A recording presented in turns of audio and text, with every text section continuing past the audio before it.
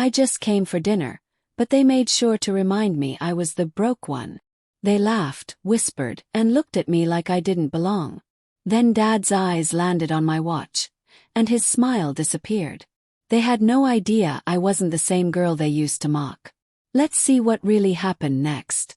The annual Chin family dinner was in full swing at Golden Palace, the same overpriced Chinese restaurant where we'd gathered every year since I could remember. Uncles bragged about their new Mercedes, aunties compared designer handbags, and my cousins, while they were experts at making sure everyone knew exactly how successful they were. Michael, cousin Kevin, called out across the lazy Susan, his voice carrying that perfect mix of concern and condescension. Still taking the bus? Could recommend some good lease options. I adjusted the cuff of my simple white shirt, briefly revealing the watch underneath. The bus works fine. Oh. Practical, Aunt Linda chimed in. Oh. Surely with your computer job you could afford something better. Bit back it. Mail. My computer job, as they called my tech company, was the reason I was wearing a watch worth more than everything else in this restaurant combined. Not that any of them would recognize a Philippe Dufour Grande sonnery minute repeater. Only 16 were ever made, and most collectors didn't even know who owned them all. Speaking of jobs, Uncle Richard BMED Kevin just made junior partner at Goldman. Following in his father's footsteps, the table erupted in congratulations. Kevin pined, adjusting his Rolex. Probably his bonus gift, and definitely not as rare as he thought it was. What about you, Michael? My father asked, his eyes carrying that familiar disappointment. Still doing your what do you call it? Up development. Before I could answer, the waiter arrived with more dishes. As I reached for the soy sauce, my sleeve rolled up again.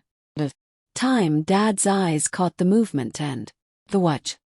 His chopsticks clattered to table. That's, he stammered, face draining of color. That's impossible. The table fell silent. Dad had been a watch collector for decades before the market crash forced him to sell his collection. He knew exactly what was on my wrist. Is something wrong? Asked, looking between us. That watch. Dad's voice was barely a whisper. It's a Dufour Grande sonnery. There are only 16 in the world. It's worth $2 million. Kevin finished his Goldman Sachs trained. I finally recognizing what he was seeing. Give or take depending on the market. The silence that followed was delicious. Aunt Linda's designer bag suddenly looked very cheap. Uncle Richard's Mercedes seemed decidedly middle class. Oh, this old thing. Smiled, deliberately echoing the phrase Aunt Linda had used earlier about her Gucci bag. Just something I picked up at auction last month. But how? Buttered. You take the bus. Took it. Sip of tea, enjoying the moment. Ever wonder why I take the bus? It's because I'm usually on calls with our Tokyo office. Can't do that while driving. Tokyo office. Kevin's smirk had vanished. What exactly does your app do?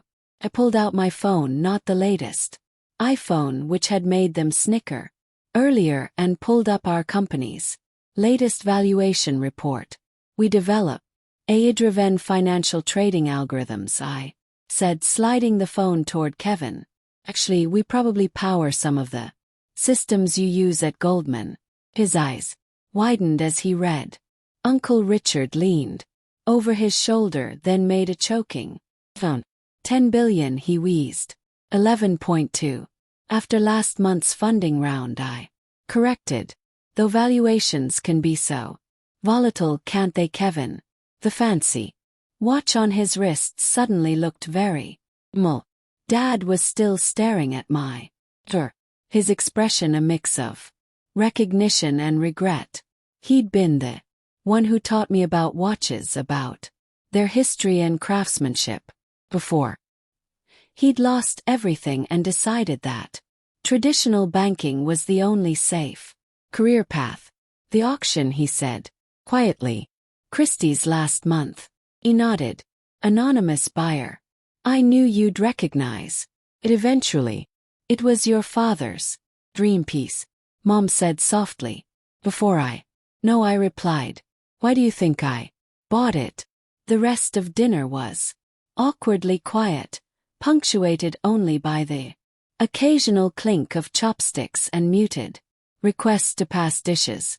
My cousins, usually so vocal about their achievements, seemed to have collectively lost their voices. Even Kevin stopped mentioning Goldman Sachs. So Uncle Richard finally broke the silence. The company of yours, it's quite successful. Then I checked my phone. Another notification from our London office. Could say that we process about 30% of all AI-driven trades in Asia, probably closer to 40% after next month's merger. Kevin perked up his investment banker instincts kicking in. With whom? Can't say yet, I smiled. But you'll probably read about it in the Financial Times soon enough. Your firm is handling part of the due diligence. Actually, Kevin's face went pale. The quantum trade acquisition. That's your company. Dad's head snapped up. Quantum Trade, the Singapore-based firm that's revolutionizing Asian markets, among other things, I said, deliberately vague. The NDA wouldn't lift for another week. Aunt Linda leaned forward, her earlier disdain replaced with intense interest. But Michael, darling, why didn't you tell us? All this time we thought that I was struggling taking the bus because couldn't afford a car. I adjusted my watch again, letting the light catch its perfectly crafted complications. Sometimes success doesn't need to be advertised. Speaking of advertising, Uncle Richard cut in. My investment portfolio could use some diversification. Perhaps we could discuss. I interrupted politely. We're fully funded. Last round was oversubscribed by about $3 billion. The table fell silent. Again, $3 billion in over. Subscription was more money than all their portfolios combined. Mom touched my sleeve gently. But son, why keep it secret all these years? 'Cause I wanted to build something real, I replied. Not just chase data symbols and family approval. Dad was still staring at the watch. The auction, he said suddenly. There was a bidding war. The price went way above estimates. No, I smiled. I was the other bidder. But there were two. His voice trailed off as understanding dawned.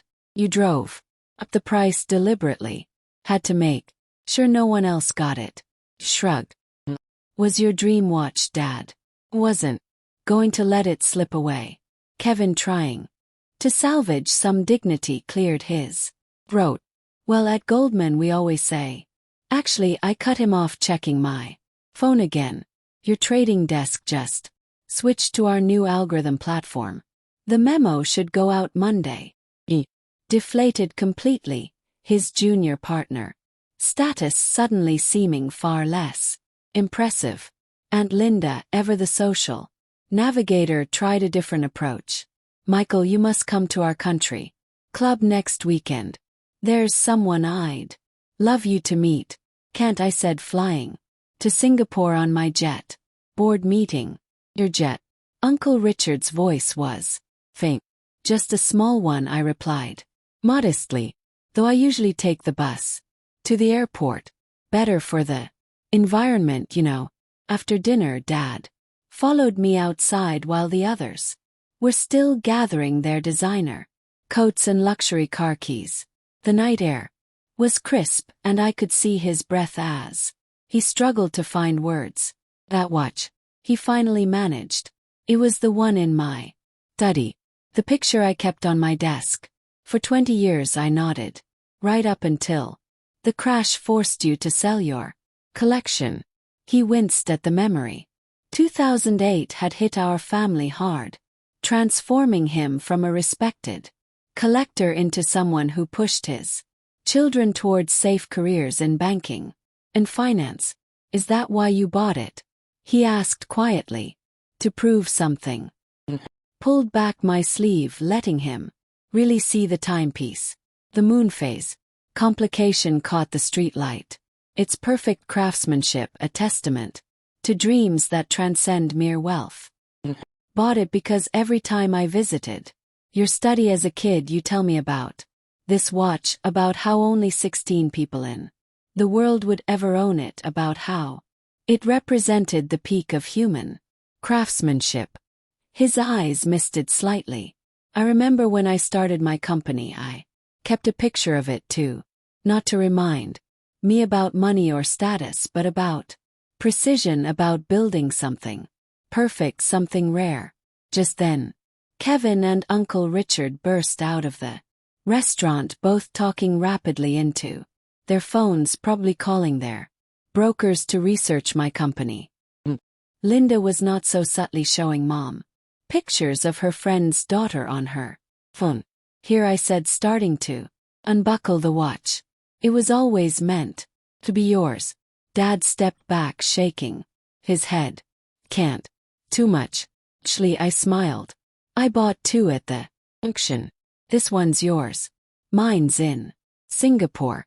I figured one masterpiece per continent was reasonable. His hands shook as I handed him the watch. But that's $4 million. Shrugged. About what I make in interest each month. Besides, some things are worth more than money. Mom came over, still clutching Aunt Linda's phone. Michael, dear, about this lovely girl. Check. My actual phone, the non-fancy one that ran our secure company apps. But I'm already seeing someone. She's the head of AI research at MIT. We met at a conference where I was the keynote speaker. Various relatives within earshot nearly gave themselves whiplash, turning to stare. You know, Dad said, softly, admiring his watch. Always wondered why you work so hard on those computers instead of following Kevin into banking. Remember what you used to say about this watch? That it was valuable not because of its price, but because it represented someone's relentless pursuit of perfection. He nodded. That's what I built.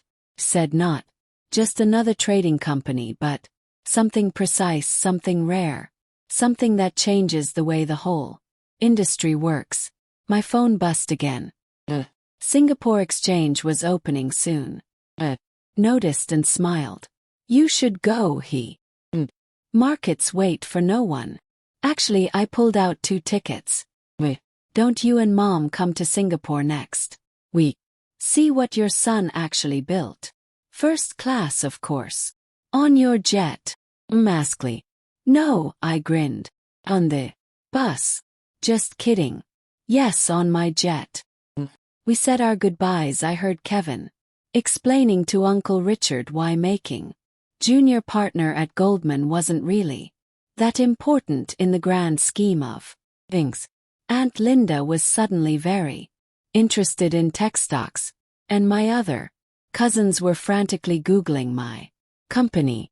But none of that mattered as much as watching Dad show Mom his new watch, explaining its complications with the same passion I remembered from childhood. Some things are worth more than money, like the look on your father's face when he realizes his son didn't just succeed, but succeeded while staying true to the values he taught.